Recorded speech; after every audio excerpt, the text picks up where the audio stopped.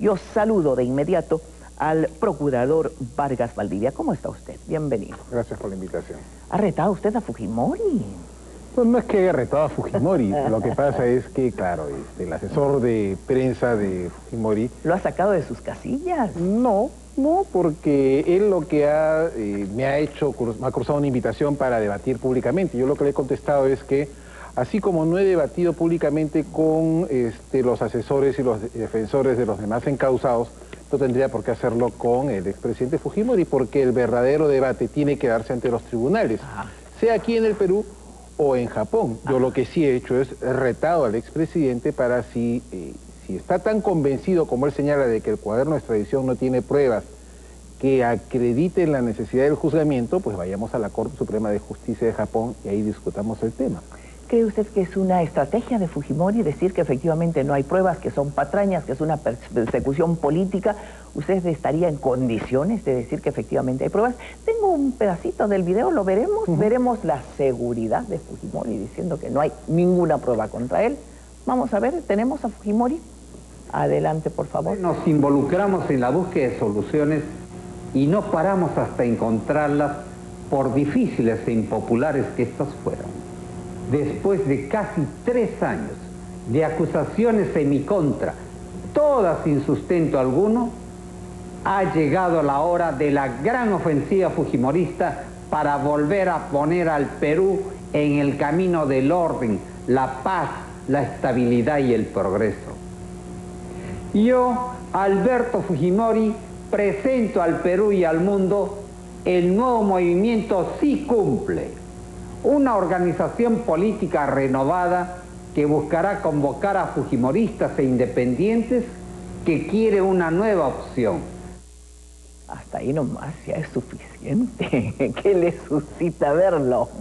Bueno, es evidente pues que Está feliz, anuncios... dice que no le han encontrado nada absolutamente, al punto que ahora se tiene que dedicar a Sí Cumple. Claro, pero coincidentemente anuncia el lanzamiento de este movimiento cuando sabe que se va a presentar y cuando se presenta la solicitud de extradición.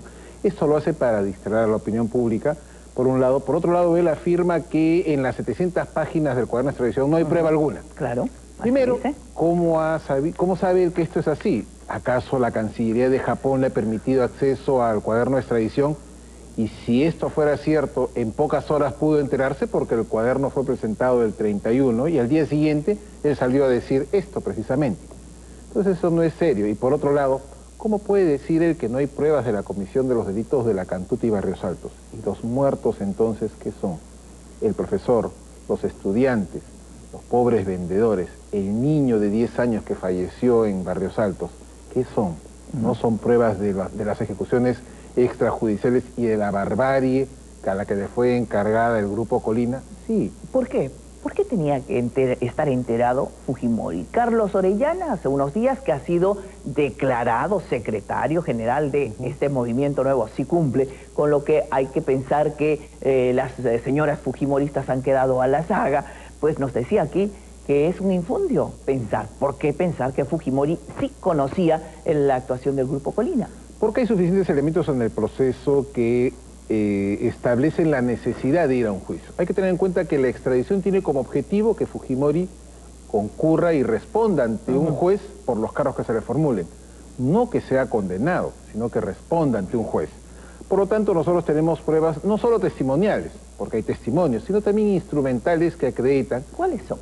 Primero están los documentos que acreditan cómo se constituyó el Grupo Colina, cómo se inició este grupo, cómo fue constituido, cómo fue conformado.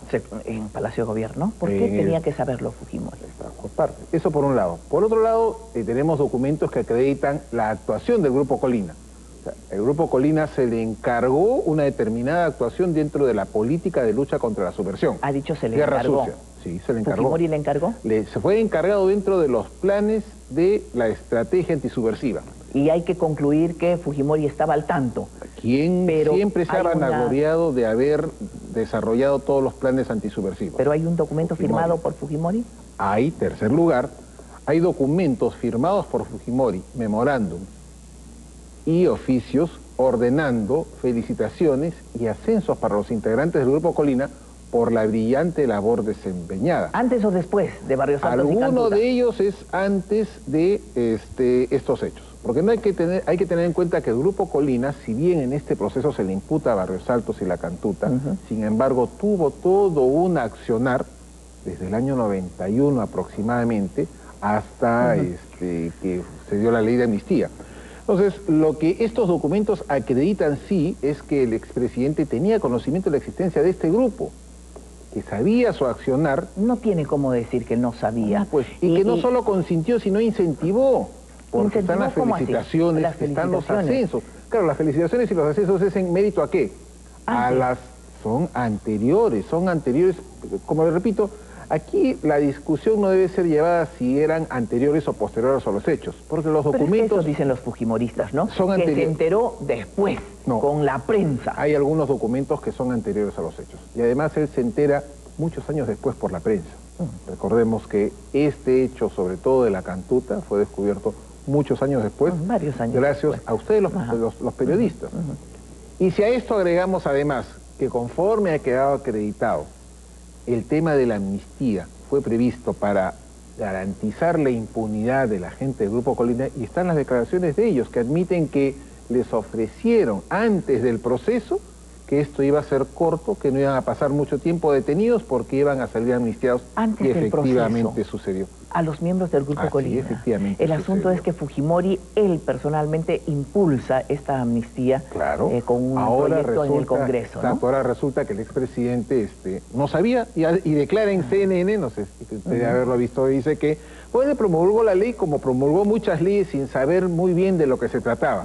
Bien difícil, por amor a Dios, están sus declaraciones. Para sacar algunos grupos de mitad de proceso, ¿no? Se estaba llevando a cabo el proceso en el Poder Judicial y los extrajo, dejó trunco un proceso. Hay un tema adicional en el tema de Cantuta y Barrios Altos en la justicia militar. Es incluido en el proceso Vladimiro Montesinos.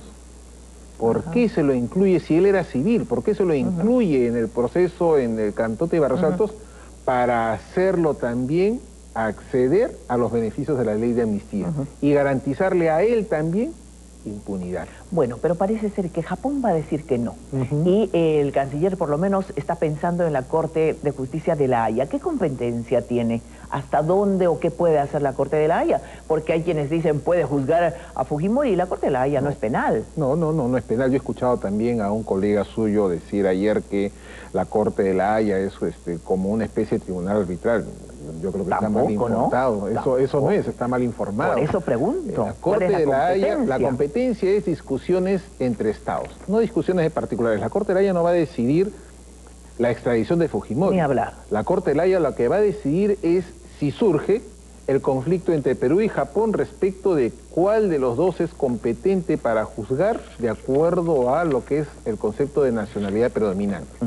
Japón diría que Fujimori es japonés. Perú diría que Fujimori es peruano, como él mismo además lo admite, él reconoce que es peruano. Entonces, la Corte Internacional lo que tendría que determinar es cuál es la nacionalidad predominante.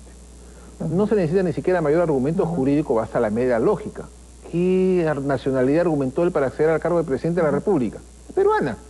Si no, no hubiera podido cometer los hechos. Y finalmente, con esa decisión, o sea, si es peruano o japonés, la Corte Internacional fijará la competencia, el país competente para juzgarlo. Si acaso dijera que es japonés, raro, ¿no? Raro, porque ha funcionado hasta hace pocos años como peruano, toda su vida desarrollado en el Perú, llegó al Japón como presidente peruano, en fin. Pero si dijera que es japonés... Habría que juzgarlo en Japón. Pues pedir el juzgamiento en Japón. No quedaría otra alternativa. Pero si como nosotros creemos, y la lógica así lo informa, decide que es peruano, y que la nacionalidad predominante es la peruana, porque es la que se utilizó para cometer los delitos, tendría que ser juzgado en el Perú. Y eso explica por qué además tenemos que presentar todas las solicitudes de extradición a Japón, porque alguien por ahí dice, ¿para qué seguir presentando más solicitudes? Porque si finalmente la Corte resuelve como nosotros esperamos, solo Fujimori podrá ser juzgado en aquellos delitos en los que oportunamente se pidió la extradición.